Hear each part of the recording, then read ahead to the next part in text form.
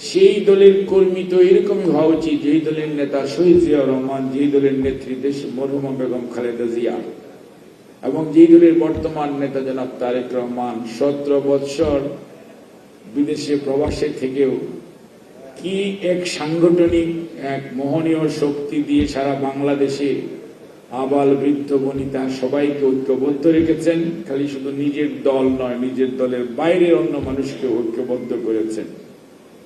যার বিরুদ্ধে অনেকের অনেক বক্তব্য ছিল, ষড়যন্ত্র ছিল, কেউ কেউ স্বপ্ন দেখেছিল যে 12ই ফেব্রুয়ারিতে ওনারা কেউ কেউ বিপ্লব বা ষড়যন্ত্র ঘটিয়ে গুটি উল্টিয়ে দিতে পারবেন, কিন্তু নেতার নেতৃত্বে ছিল অবিচল আর দেশের মানুষ ছিল ঐক্যবদ্ধ। যার পর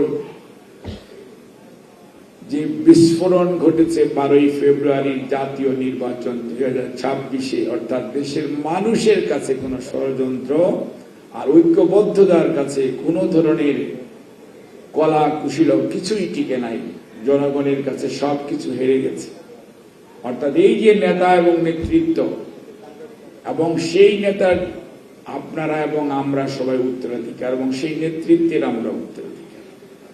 আজকেও অহেতুক বিভিন্ন জায়গায়, একসময় আমরা 91 শুনেছিলাম খায়ের ভুঁইয়ার মনে থাকার কথা বা খোকন ভাইদের মনে থাকার কথা, একদিনও শান্তিতে ঘুমোতে দিব না, একদিনও ক্ষমতায় থাকে, এই ধরনের বক্তব্য ছিল, টুকুরো মনে থাকার কথা। কিন্তু 10টা সিটও পাবে না। That was also the statement before election result in the year 1991। কিন্তু আল্লাহ ঠিকই বিএনপিকে জনগণের ভালোবাসা এবং সেই সময়কার ছাত্র দলের অবিচল দৃঢ়তার সামনে সমস্ত ষড়যন্ত্র ভেসে বিএনপি কিন্তু 91-এ ওই সময় দেশনেত্রী বেগম খালেদা জিয়ার নেতৃত্বে দায়িত্বের দেশ সেবার সুযোগ পেয়েছে। অর্থাৎ যে কথাটি আমি বলতে চাই, বিএনপির রাজনীতির মধ্যে কোনো ধরনের দ্বিচারিতা নেই, কোন ধরনের আপোষকামিতা নেই। বিএনপির রাজনীতি হচ্ছে দেশের মানুষের জন্য, দেশের জন্য, দেশের কল্যাণের জন্য, দেশের সার্বভৌমত্বের জন্য, দেশের সার্বিক উন্নয়ন এবং সুশাসনের জন্য। সেই জন্যই সবসময় বিএনপির বিরুদ্ধে যখনই ষড়যন্ত্র হয়েছে, বিএনপি ষড়যন্ত্রের শিকার হয়েছে ঠিকই, কিন্তু কিছুক্ষণ পরেই বা কিছুদিন পরেই বিএনপি কিন্তু ঘুরে দাঁড়িয়েছে। এবং বিএনপি খালি ঘুরে দাঁড়ায়নি, বিএনপি জনগণের ভালোবাসা নিয়ে সিক্ত হয়ে আবারও দেশ সেবার সুযোগ এই দেশের মানুষ বিএনপিকে দিয়েছে।